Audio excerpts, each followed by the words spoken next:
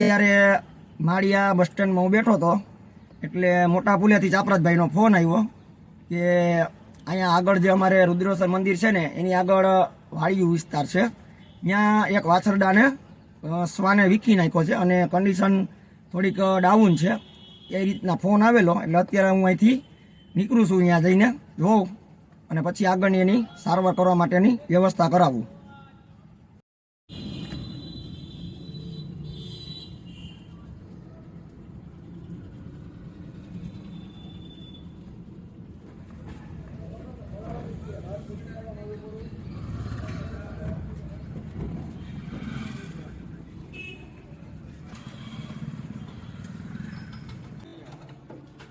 ત્યાં વાસડો પડ્યો સહેલા જોઈ આવી હાલ તો.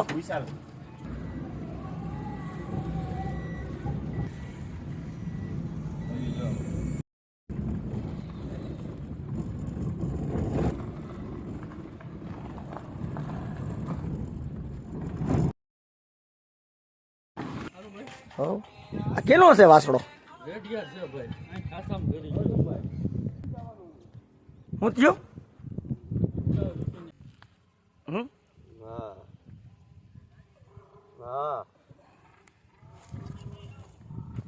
હું કે હિરણ કાને વીખી ને મેળ કરાવી દે. મારું તમને કીધું જ કરી નાકમાં લોહી નીકળે કા સારવાર કરાવી હતી એ તો મારા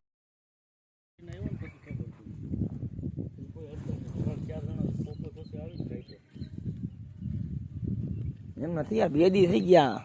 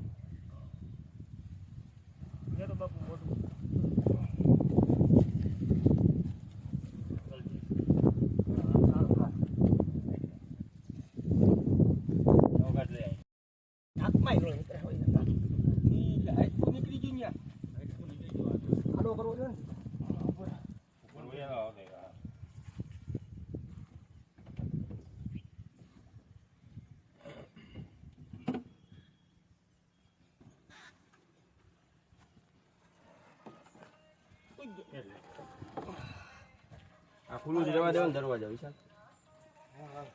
હે કેવું રોકી હમણી કરી દે અમાર એ પાછો બિહાર જાવ બરાબર બિહાર જાવ આમ કેસે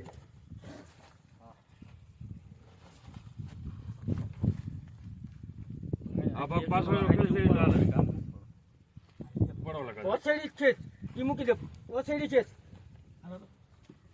કેસો પાછા બેઠો થાય તો કરજો. નહીં ટોકી રાખવું એલા એમ જ ભાઈ વિશાલ ટોકી એમ જ રાખશે. ઓલું તળાતું હોય ને વાહે એટલે એમ જ રાખશે. ઉભા રહો વિશાલ, ઓલા વાળે ને